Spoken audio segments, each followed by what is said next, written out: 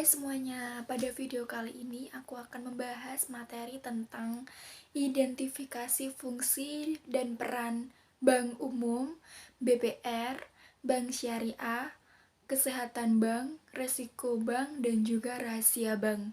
Sebelum kita ke pembahasan materi, kenali nama aku Loita Nora Karmelisa dari Prodi D3 Administrasi Keuangan.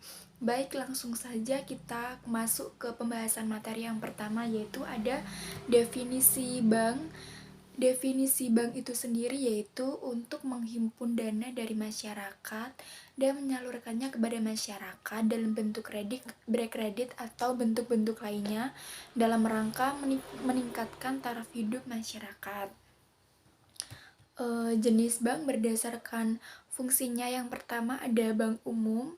Bank umum adalah bank yang melaksanakan kegiatan usaha secara konvensional atau berdasarkan pada kegiatannya yang memberikan jasa dalam lalu lintas pembayaran seperti m-banking atau transfer ke luar negeri, seperti itu contohnya.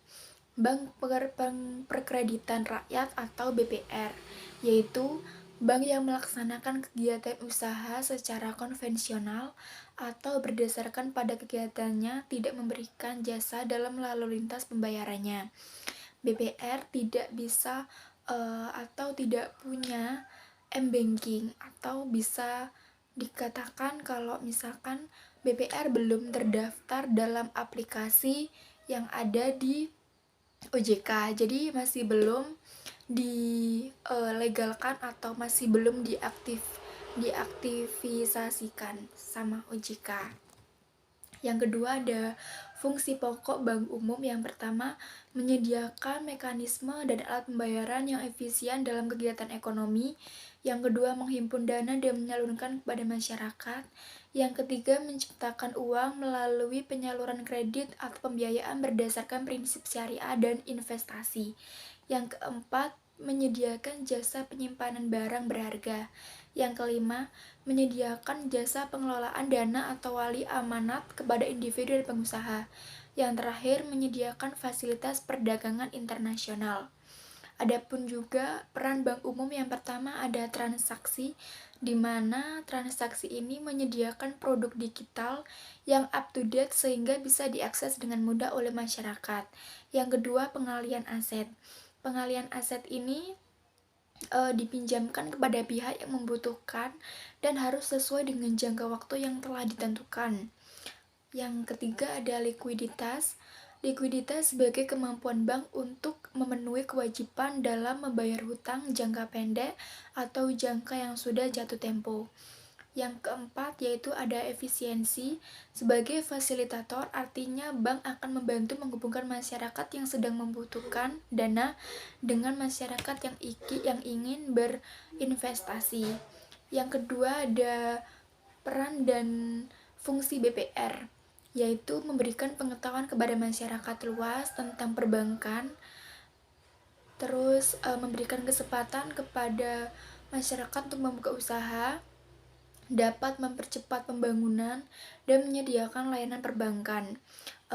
Perbedaan dari BPR dan juga bank umum yaitu bank BPR ini lebih kepada UMKM, jadi lebih mengutamakan untuk masyarakat yang ingin membuka usaha kecil ataupun menengah. Adapun larangan-larangan BPR, yang pertama menerima simpanan giro, yang kedua mengikuti clearing, terus melakukan kegiatan valuta asing, dan yang terakhir melakukan kegiatan peransurasian. Adapun juga bank syariah. Bank syariah adalah bank yang menjalankan kegiatan operasional dan menciptakan produk-produknya sesuai dengan prinsip syariah yang berlandaskan Al-Quran dan Al-Hadis. Fungsi dan peranan bank syariah, yang pertama, memurnikan operasional perbankan syariah sehingga dapat lebih meningkatkan kepercayaan masyarakat, meningkatkan kesadaran syariah umat Islam sehingga dapat memperluas segmen dan pangsa pasar berbankan syariah, menjalin kerjasama dengan para ulama, karena bagaimanapun peran ulama khususnya di Indonesia, sangat dominan bagi kehidupan umat Islam. Tujuan dari bank syariah yang pertama yaitu mengarahkan kegiatan ekonomi umat untuk bermuamalah secara Islam, menciptakan suatu keadilan di bidang ekonomi dengan jalan meratakan pendapatan melalui kegiatan investasi, meningkatkan kualitas hidup umat dengan jalan membuka peluang berusaha yang lebih besar, terutama kelompok miskin, yang diarahkan kepada kegiatan usaha yang produktif, menuju terciptanya kemandirian usaha. Untuk menyelamatkan ketergantungan umat Islam terhadap bank non-syariah. Ada juga materi kesehatan bank. Kemampuan bank untuk melakukan kegiatan operasional secara normal untuk memenuhi semua kewajibannya yang baik sesuai dengan peraturan yang berlaku.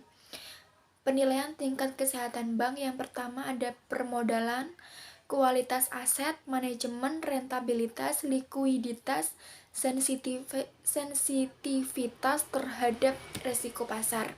Pelanggaran kesehatan bank diatur dalam Undang-Undang Nomor 10 Tahun 1998 tentang perubahan atas Undang-Undang Nomor 7 Tahun 1992 tentang perbankan.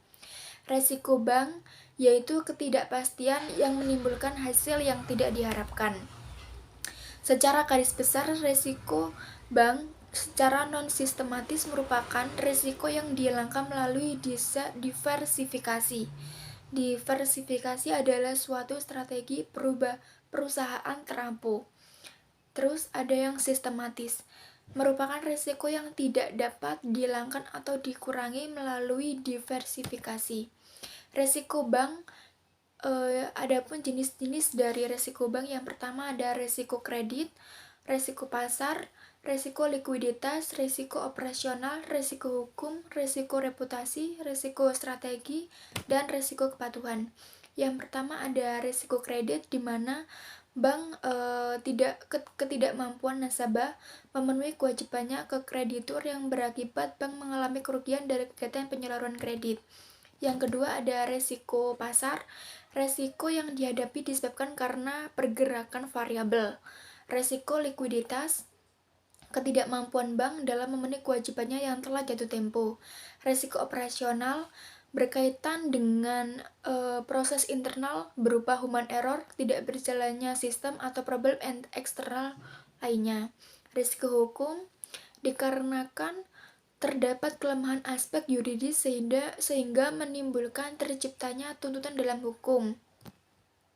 Resiko reputasi, hal ini berkaitan dengan munculnya pemberitaan negatif suatu kegiatan usaha perspektif bank.